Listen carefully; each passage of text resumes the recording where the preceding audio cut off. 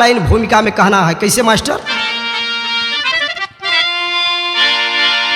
चंदल मोह में सैकड़ों बिहसती जिंदगी, हताहत हो मातम में तब्दील हो गई। लाशों का ढेर चारों तरफ फैला मलबा, भयावह हादसा में सपना मंजिल हो गई। घर से निकले थे सुहाने सफर के लिए, मगर मौत ने ले लिया अपने आगोश में। प्रबुद्ध कथन जख्म कभी ना भरेगा, रेलवे गमगीन भला सोचे खामोश में।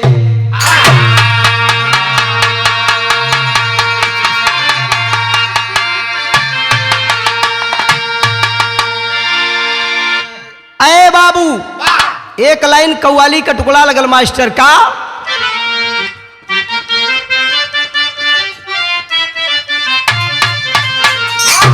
ये कव्वाली बाकी आपकी शान, आपकी शान है क्या शान मदीने वाले।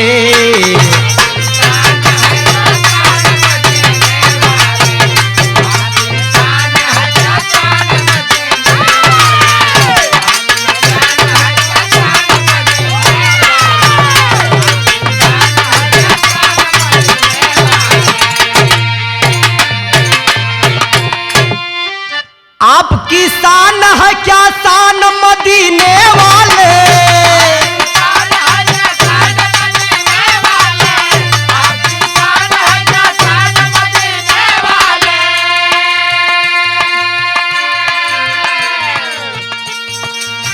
आप हैं नबियों, आप हैं नबियों के सुल्तान मदीने वाले।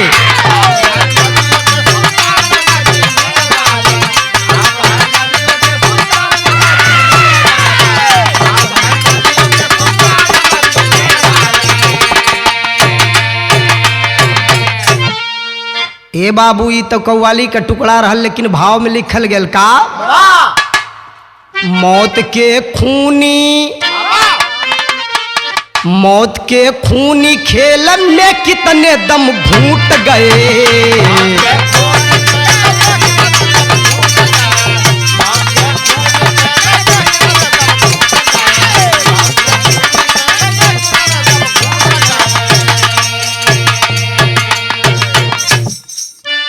मौत के खून खेल में कितने दम घूट गए।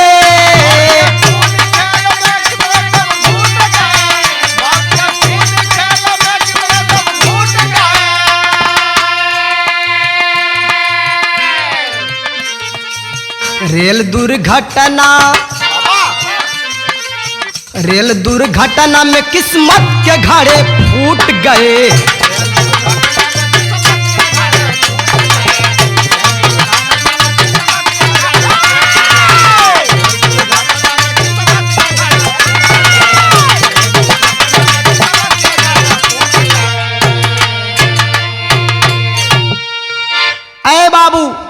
एजे से कहानी का शुरुआत होता मास्टर। कैसे? नजम में लिखल गेल।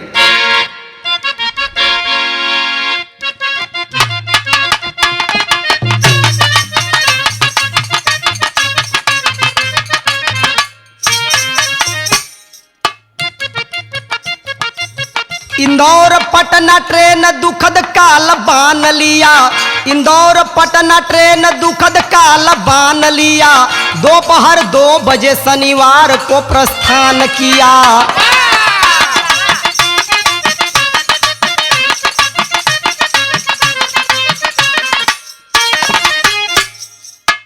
एमपी यूपी पूर्वांचल के और बिहारी थे, एमपी यूपी पूर्वांचल के और बिहारी थे, कोई मजदूर किसान कोई जन अधिकारी थे।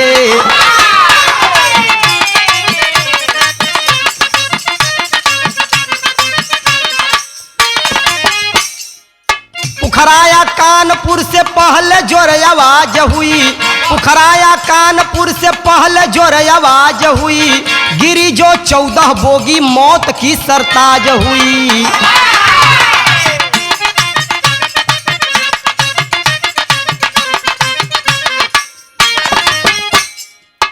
मर गए 130 खौफनाक मंजर था, मर गए 130 खौफनाक मंजर था, 300 घायल अधमरे दुख भयंकर था।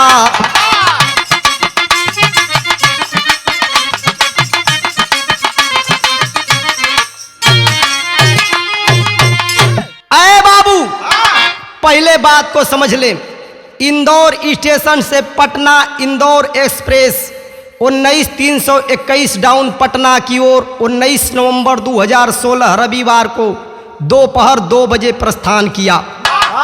ट्रेन में सवार यात्री एमपी यूपी पूर्वांचल बिहार झारखंड तक के लोग सफर कर रहे थे। विराज सुनने वाले भाई बंधु गौर करेंगे, 20 नवंबर 2016 दिन रविवार भोर के समय ट्रेन 110 किलोमीटर प्रति घंटा की रफ्तार से चल रही थी। उसी समय कुछ लोग अपनी सीट पर सोए थे तो कुछ लोग नित्य क्रिया कर्म के लिए जग चुके थे। किसी किसी माता बहनों के गोद में छोटे छोटे लाल किलकारियां भर रहे थे। अय बाबू ठीक उसी समय कानपुर स्टेशन से 57 किलोमीटर पहले पुखराया और मलासा के बीच तकरीबन 3:10 पर तेज झटके और जोरदार आवाज के साथ ट्रेन के 14 बोगी पटरी से बेपटरी हो गई।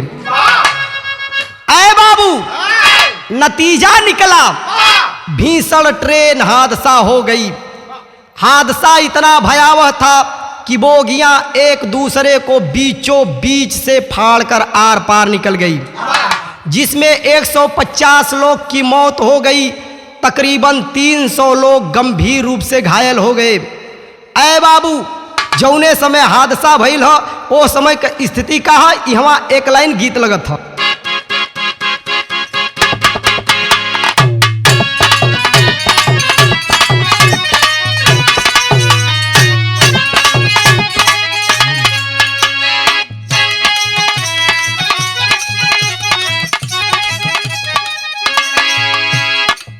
यह गीत बा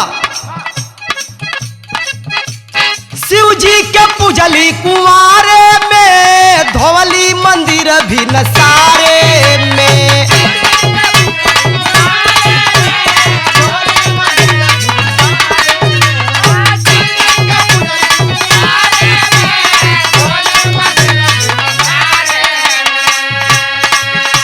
शिव जी के पूजली कुंवारे में, धोवली मंदिर भी नसारे में।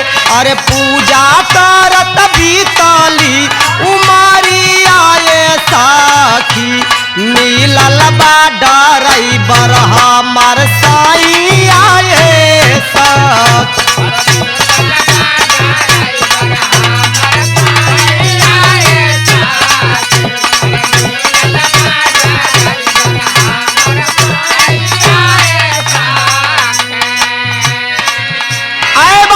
गीत रहे लेकिन भाव में लिखल गल का, अरे मचल बची खा पुकारवा हो, केतनन के टूटल सहारावा हो।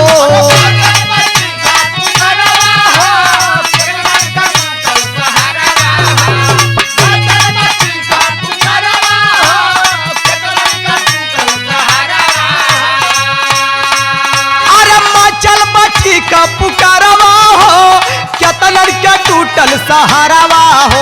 अरे गोदिया के आलरधन सुगानावाए बाबू, दाम तोड़ल अखिया के समानावाए बाबू।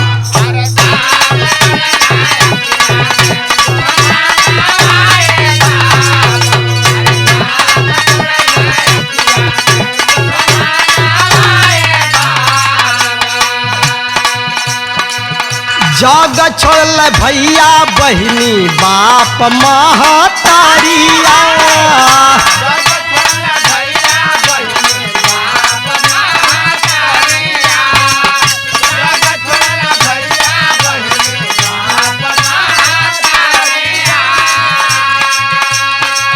केतनन के मांग सुनी भैली वही घरिया।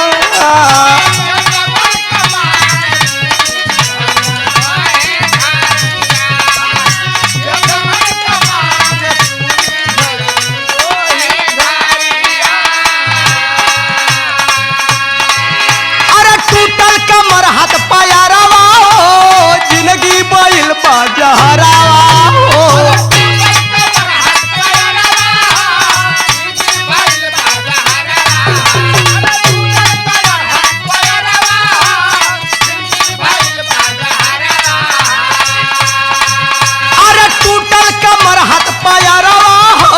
जिंदगी भइल बाजहरावा हो। अरे सिरावा भइल बाटे लहू लुहानावा ये बाबू, दाम तोड़ल अखिया के समानावा ये बाबू।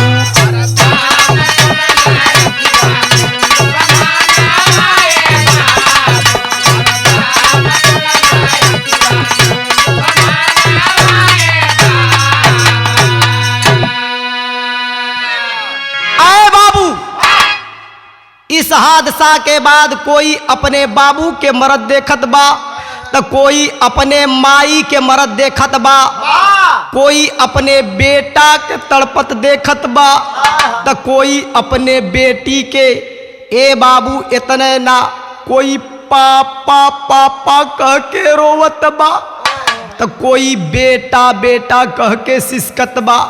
कोई का हाथ टूटल बा, तो कोई का पैर टूटल बा, कोई का कमर टूटल बा, तो कोई का सिर फट के लहू लुहान भइल बा।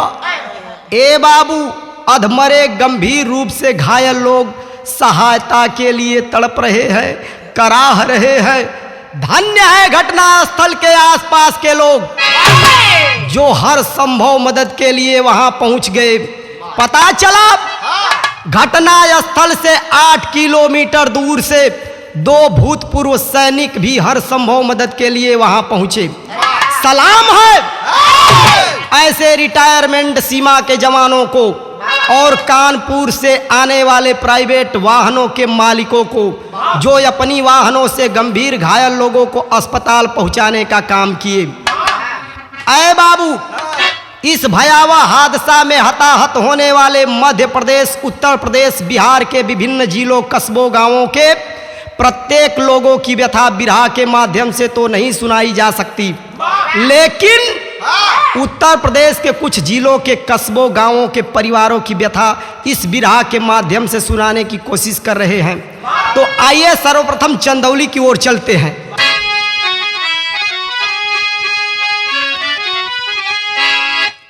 चंदौली खुर्द निवासी दीपक अर्पित का सुनिए हाल। इंदौर पटना एक्सप्रेस में सफाई कर्मी थे बहाल।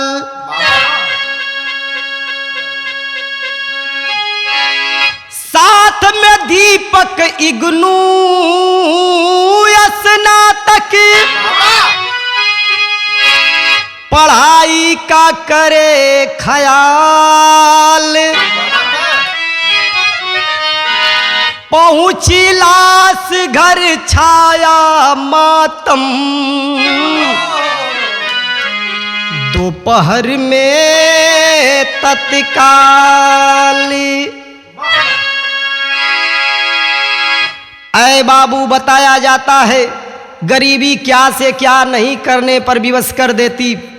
जिस समय चंदौली खुर्द निवासी दीपक के सिर पर परिवार का बोझ आया तो संविदा पर उक्त ट्रेन में सफाई कर्मी की नौकरी करने लगा। इतने ना, अय बाबू, दीपक होनहार बेटा इग्नू स्नातक की पढ़ाई भी कर रहा था। रेल दुर्घटना के बाद दीपक क्लास दरवाजे पर आइल हतम माई बाबू सहित पूरे परिवार का हालत का है बाबू।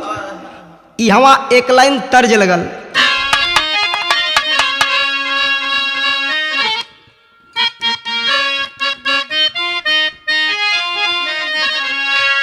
ओए होए होए क्या गीत है कि यही पार गंगा ये माई, यही पार गंगा ये माई, वही पार जमुना हो। वही पार जमुना ये माई, वही पार जमुना हो। वही पार जमुना ये माई, वही पार जमुना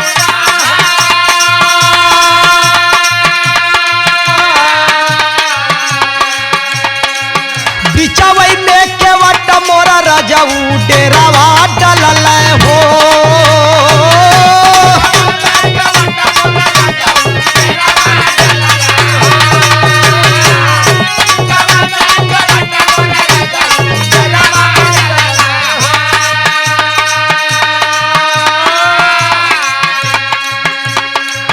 ए बाबू ई त तर्ज रहे, लेकिन बिरहा में भाव लिखल गल, घुरहु राम कृष्णावती बाप महतारिया हो।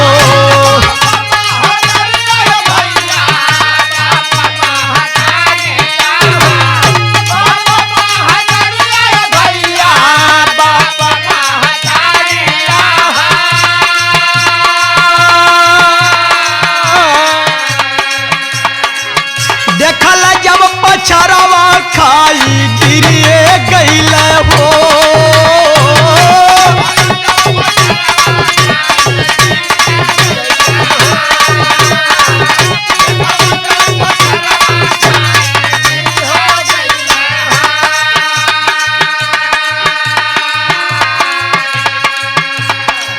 चार भाई बहिनी न बीचे बाड़ा का बिरानवा हो।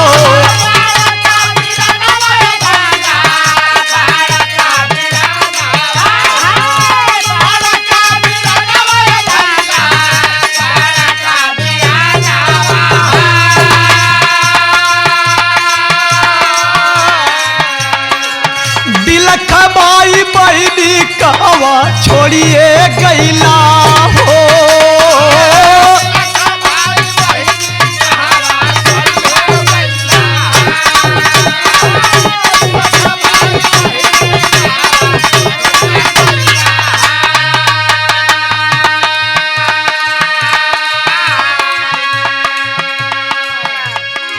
अय बाबू, मजदूरी करके कमाने खाने वाले माता पिता घुरहु राम और कृष्णावती जब अपने बेटवा कलसिया देखले मन पछाड़ खाए के गिर पड़लन।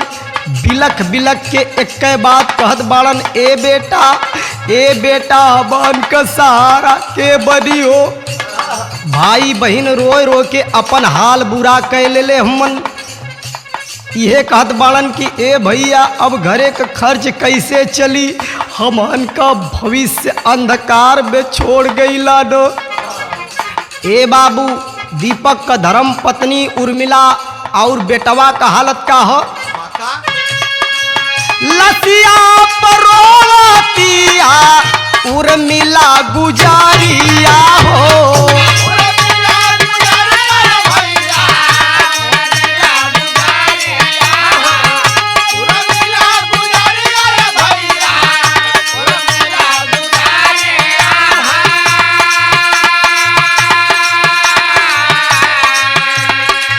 भैली बिन सहारा नसीबिया जरिए गईले हो।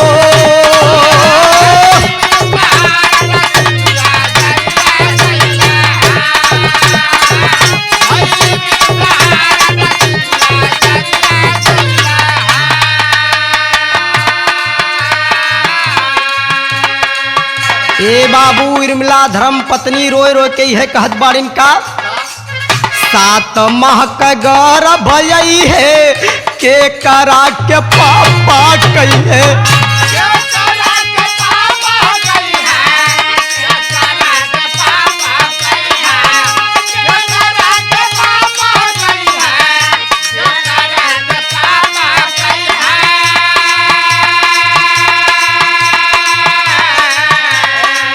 रोवा बेटवा मानिस पापा मरिए गईल हो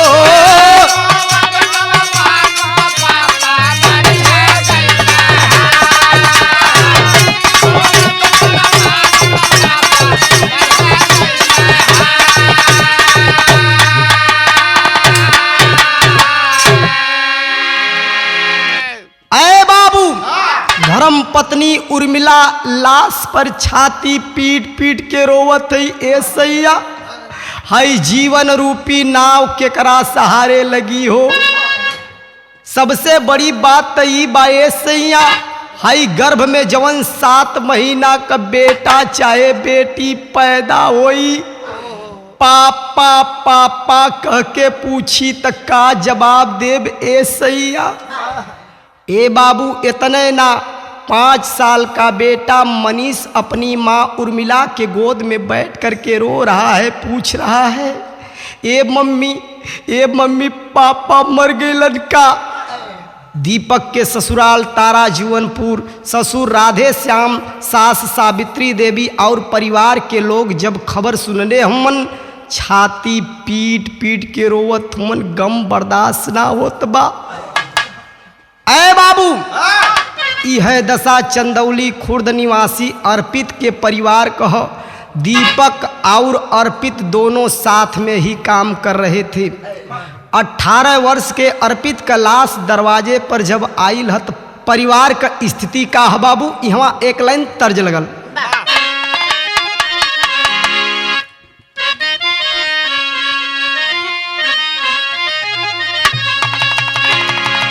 ए बाबू बड़ा पुरान गीत है मास्टर साहब। यह गीत बाकी कवन मगरूरी में अरे कवन मगरूरी में अरे बूला नारी का नमावाए सुगाना कवन मगरूरी में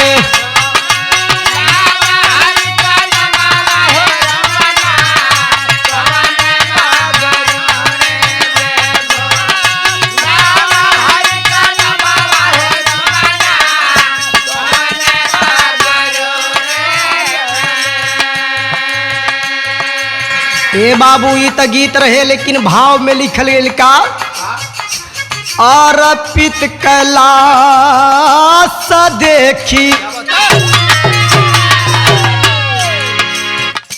अर्पित कैलाश देखी बिलख परिवार भैया अर्पित कैलाश देखी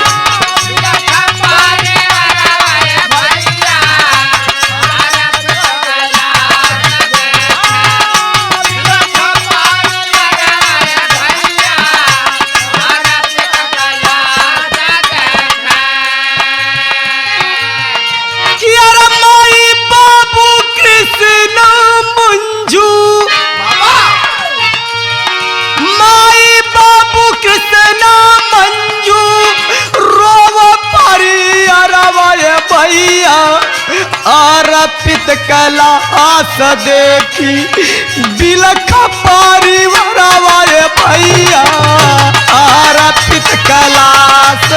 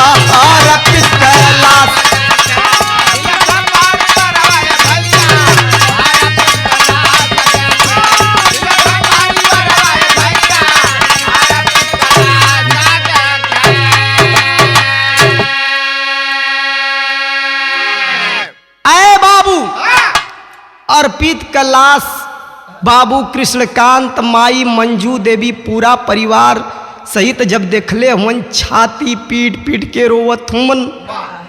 बाबू कृष्णकांत बेटवा के लसिया से रोए रोए के कहत बाटन कि ए बेटा तोहरा अर्थी के कैसे कांधा देबो। ए बाबू, इसी ट्रेन में उमाशंकर 30 वर्ष बबुरी निवासी पेंट्री कार कर्मचारी संविदा पर सफाई कर्मी की मौत से पूरे परिवार का सहारा ही छिन गया। 70 साल का बुढ़िया मतारी इंद्रावती अपने बेटवा के लसिया पर रोए रोए के एगो बात कहले बाणी का,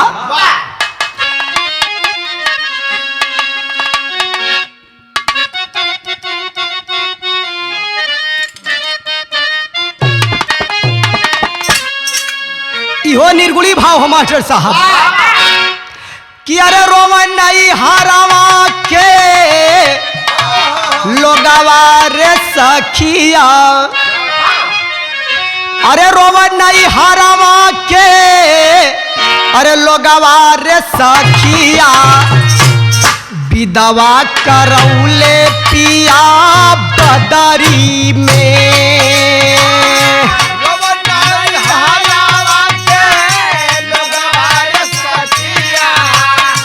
दावा करौले पिया बदरी में।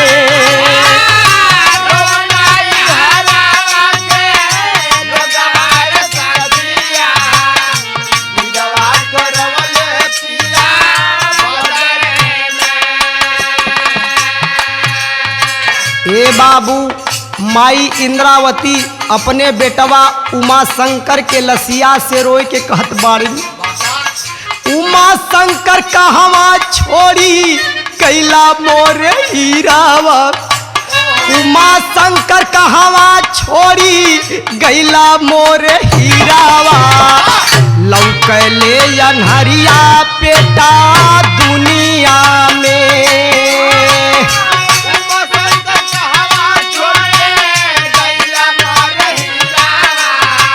लौकले अनहरिया बेटा दुनिया में।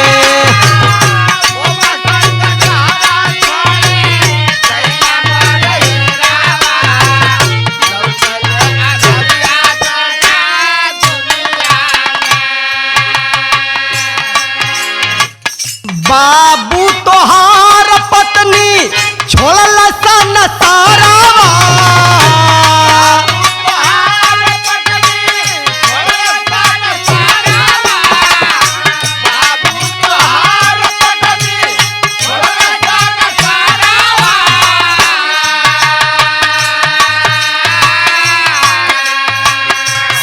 गीता भाई भोला शंकर गुण बहिरावा,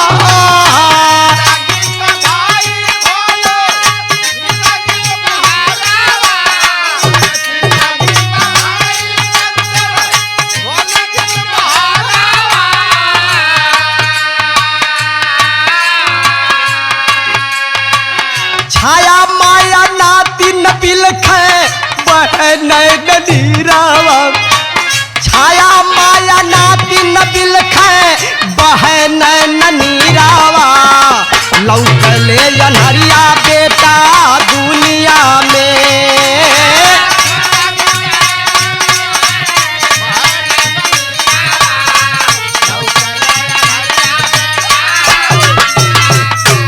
अरे छाया माया नाती नबिल खे बहन नीरावा,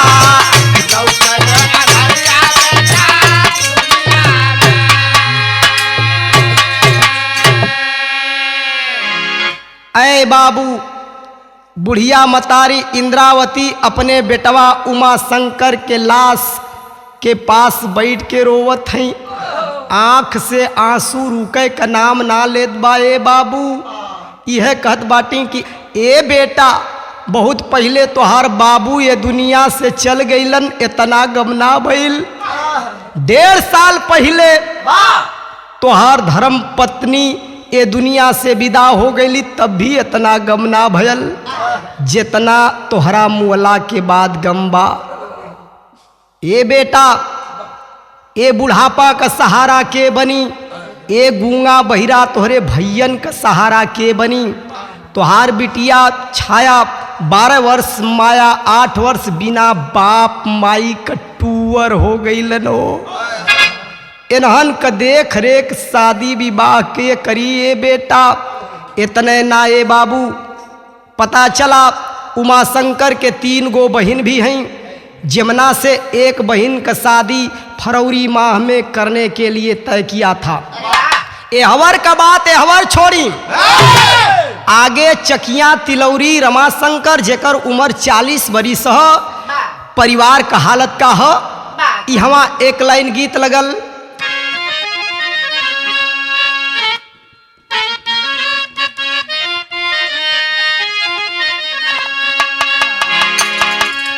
गीतिया से अच्छा भाव में लिखल गई। हम बतैला कि सुना तनी भैया ओ,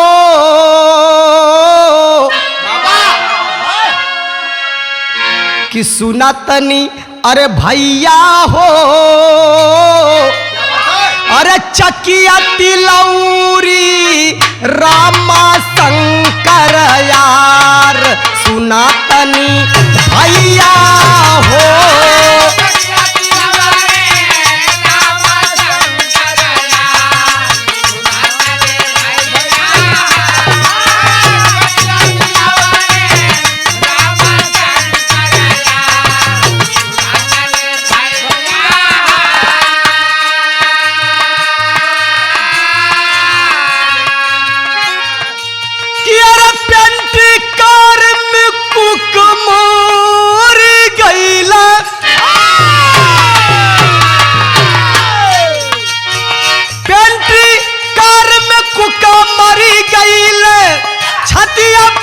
परिवार सुना तनी भैया,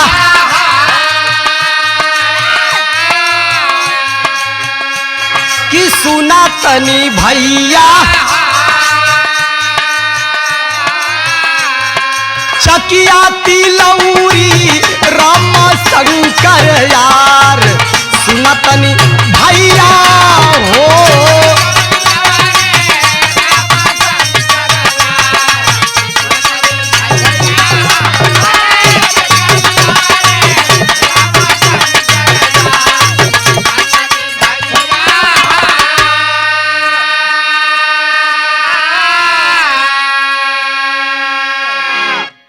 ऐ बाबू, चकिया कोतवाली क्षेत्र के तिलौरी गांव निवासी रमाशंकर इसी ट्रेन में पेंट्री कार में संविदा पर कुक की नौकरी कर रहे थे।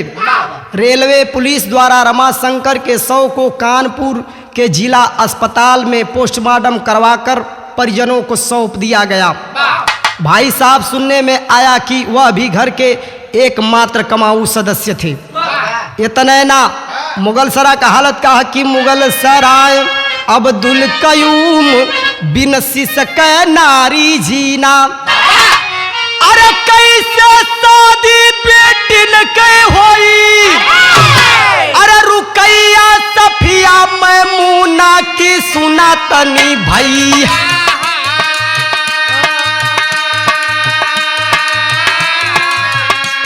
कि सुना तनी भैया,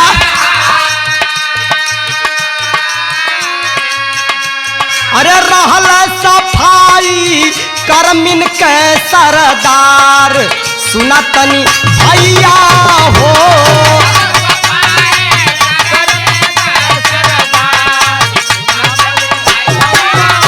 अरे रहल करमिन के,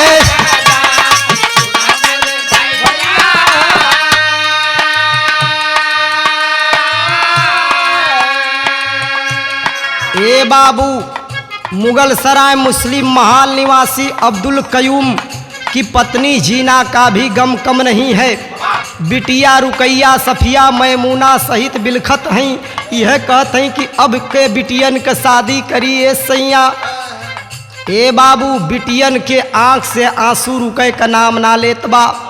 एहवर छोटा भाई अब्दुल अयूब रोए रोए के यह कहत बा कि हमार बड़का भैया सफाई कर्मियन का सुपरवाइजर रहलन, आज ए दुनिया से विदा हो गईलन। इतने ना ए बाबू, बनारस और जौनपुर का के ए दुनिया से विदा हो। बनारस की रश्मि अंचला, पिंडरा की सुरभि सुहानी, अरे ब्रिजमोहन जगमोहन छोड़ला, अरे बाप बेटा जग पानी की सुना तनी भैया।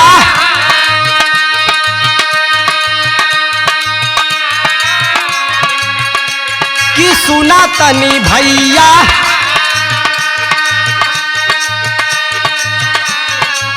जौनपुर खुशबू रविंद्र कुमार सुना तनी भैया हो। जौनपुर खुशबू रविंद्र कुमार सुना तनी।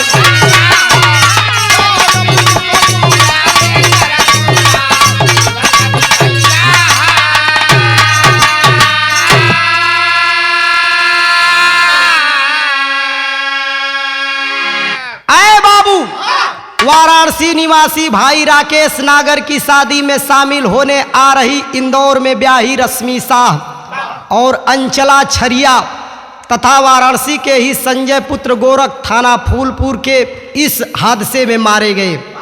वाराणसी के पिंडरा निवासी संजय श्रीवास्तव की पुत्री सुरभि सुहानी, चवरगली निवासी ब्रिजमोहन दास और इकलौते बेटे जगमोहन दास इस हादसे में दुनिया को छोड़ चले। जीवन का कोई ठिकाना नहीं, कब कहाँ प्राण पखेरु उड़ जाई हो। यही से गुरुजी का लेखनी तेरी में इशारा करती है।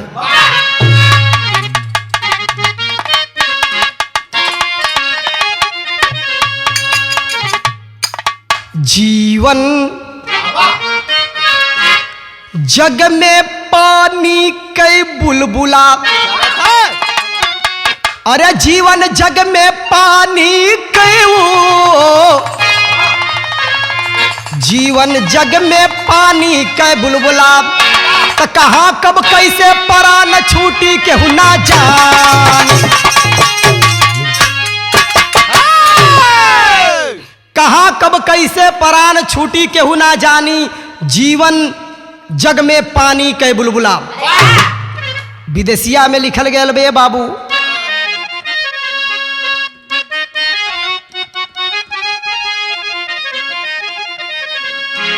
कि गाजीपुर करंडा थाना, अरे ब्राह्मणपुरा गौआ के राकेश वर्मा संग में रहली कौशल्या मतरिया, कि भाभी जी हेमवंती वर्मा, अभती जी आरोही पूजा, प्रतिभा संग में दोस्त के बेटी शीला सुकुमरिया, कि श्रवण बड़का बेटा खोज अमैया मिलत नहीं खे, अपने लोग के देखत लाश बरिसले नजरिया। राकेश वर्मा के तिलक 26 नवंबर दिन, शादी 3 दिसंबर के छवली मातमी बोदरिया। ऐ बाबू, इस भीषण हादसा में जिला गाजीपुर गांव ब्राह्मणपुरा के एक ही परिवार के 6 लोग, राकेश वर्मा उम्र 25 वर्ष, माई कौशल्या उम्र 65 वर्ष, भाभी हेमवंती उम्र 45 वर्ष, भतीजी आरोही 3 वर्ष, भतीजी पूजा 19 वर्ष, प्रतिभा 23 वर्ष, राकेश शर्मा के दोस्त की बेटी शीला कुमारी इस दुनिया को छोड़ चले। इतने ना, राकेश वर्मा का तिलक 26 नवंबर के, शादी 3 दिसंबर के तय रहल। इस हादसा के बाद परिवार में खुशी की जगह मातम छा गया। ए बाबू, एहवर का बात एहवर छोड़ी, तनी बलिया और मऊ के तरफ चली। पहपट में लिखल गया।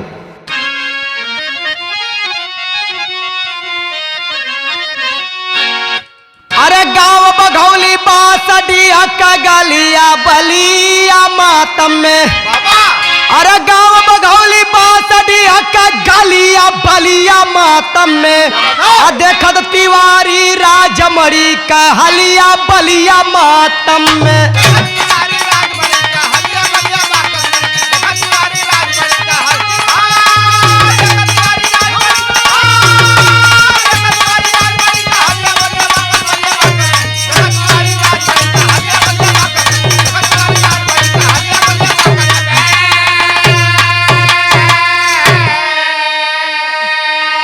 अरे ज्योति भारती थाना नगरा टिकवारी का बसिया हो, राम प्रसाद गुप्ता बिसौला मऊ जिला निवासिया हो। अरे काल बली बेकसूर खैला खालिया बलिया मातम में, दुखी देशवा देख मौत की जलिया बलिया मातम में। अय बाबू, बलिया जिला बघौली गांव निवासी राजमणि तिवारी उम्र 28 वर्ष। जब सोमवार को लाश दरवाजे पर पहुंची तो पूरा परिवार गम में डूब गई। ज्योति भारती के परिवार का भी यह स्थिति है। ए बाबू, राम प्रसाद गुप्ता उम्र 46 वर्ष, मऊ जिला के बिलौसा गांव के निवासी इस हादसे के बाद से गायब हैं। ये अपनी बेटी रूबी की शादी 1 दिसंबर को तय किए थे। बेटी रूबी कई अस्पतालों व पोस्टमार्टम हाउसों में खोजने गई पर कहीं पता नहीं चला। ए भैया, मऊ की रूबी के ऊपर शादी से पहले ही दुखों का पहाड़ टूट पड़ा, जिससे पूरा परिवार गमगीन हो गए हो। आल्हा के अंदर आजमगढ़ के यादव परिवार व विश्वकर्मा परिवार का बात सुनी। आल्हा में लिखल गया का काल बाल केहू के ना छोड़ल दुनिया में बाबू, आजमगढ़ सिरसल गांव का यादव परिवार। नवल देख बेटा सलस सुनील मोर भगिनवा बाबू, लसिया पर गिर के सब ही रोया सुधार। राधे श्याम यादव रौना पुर चालक पुतनवा बाबू, पिता की सुनदेव यादव रोया पर। गुलाब विश्वकर्मा गंभीर पुरायारापुर गौवा बाबू, पिता तारा विश्वकर्मा संग दुखित बाजवार। जिस समय आजमगढ़ सिरसाल गांव के नवल यादव के घर उनके बेटे शैलेश और भगिना सुनील यादव की लाश पहुंची तो पूरे परिवार के ऊपर जैसे वज्र का पहाड़ टूट गया। इधर गुलाब विश्वकर्मा की लाश जब गंभीरपुर अराव गांव पहुंची तो पिता तारा विश्वकर्मा संग पूरा परिवार रो पड़ा। इसी प्रकार यूपी, बिहार, मध्य प्रदेश के कई जिलों, गांवों, कस्बों के लोग इस हादसा में हताहत हुए। लेकिन राहत कार्य में कौन कौन से लोग लगाए गए और कौन कौन से लोग वहां पहुंचे, सदर आल्हा में लिखल गया।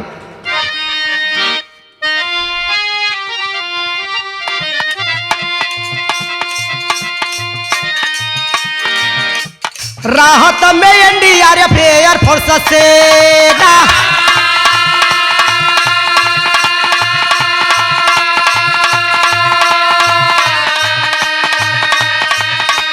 पुलिस, पीएससी, मेडिकल लागल सारा का।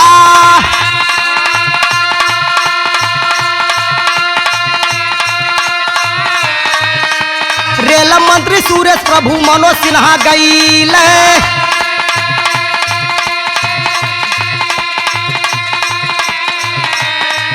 अरे शिवराज सिंह साथे कैले हो विचार।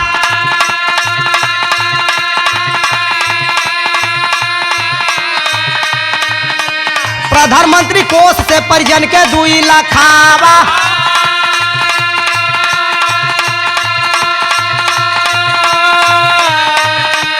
पचास हजार गंभीर लोगवा के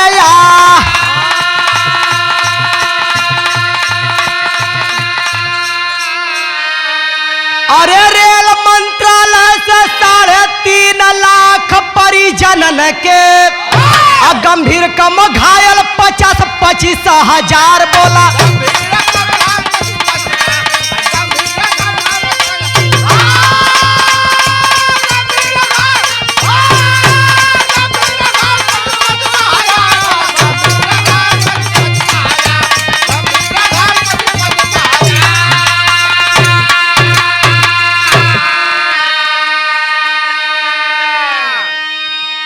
अरे बाबू, आप लोगों को मैं बता देना चाहता हूं, सरकार की ओर से राहत कार्य में NDRF, एयरफोर्स, सेना, पुलिस, PSC और मेडिकल की कई टीमें फौरन लगा दी गई।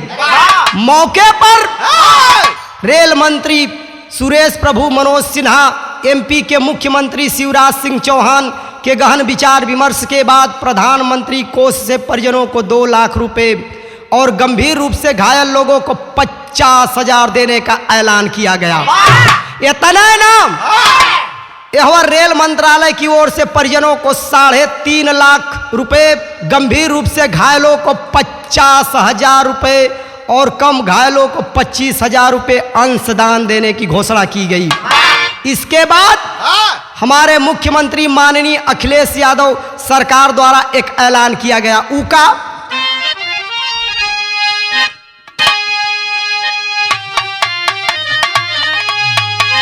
कि अरे अखिलेश सरकार से 5 लाख ऐलान भइले, घायल के 50,000 अंशदान भई।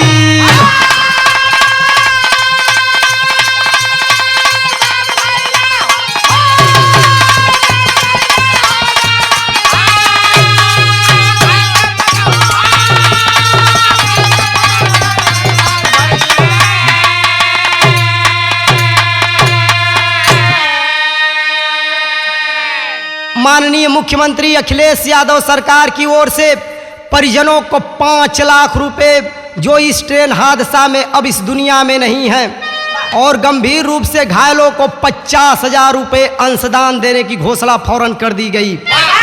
इतना ना, बिहार के मुख्यमंत्री माननीय नीतीश कुमार द्वारा क्या किया गया कि बिहार सरकार नीतीश कुमार का ऐलानवा कि 2 लाख परिजन दुखी पई है अब धनवा कि गंभीर घायल 50,000 का दान भइले, घायल के 50,000 अंशदान भइले। अरे बाबू, बिहार सरकार नीतीश कुमार की ओर से परिजनों को 2 लाख रुपए और गंभीर रूप से घायलों को 50,000 रुपए अंशदान देने की घोषणा की गई। और का भयल कि जे ही का रेल बीमा मिली 10 लाख रुपया, अरे उजला चमन कब खिली है ना भैया।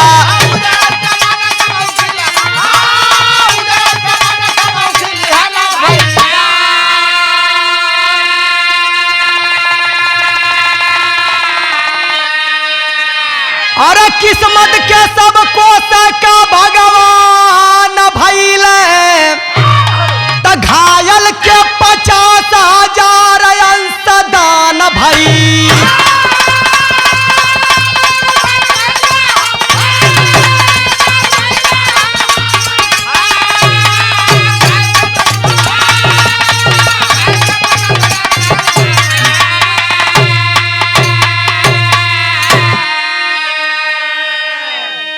ऐ बाबू, जिन यात्रियों ने रेल बीमा का चयन किया था उन मृतकों के परिजनों को 10 लाख रुपए मिलेंगे।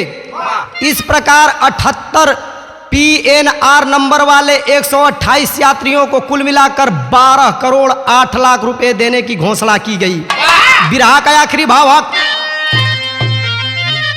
गुरु बिहारी राम जतन गुरु मुसई महान ज्ञानी।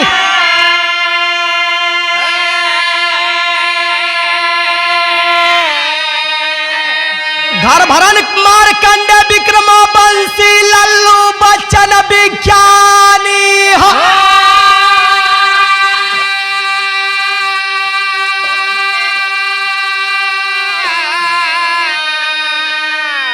जीवन बाबा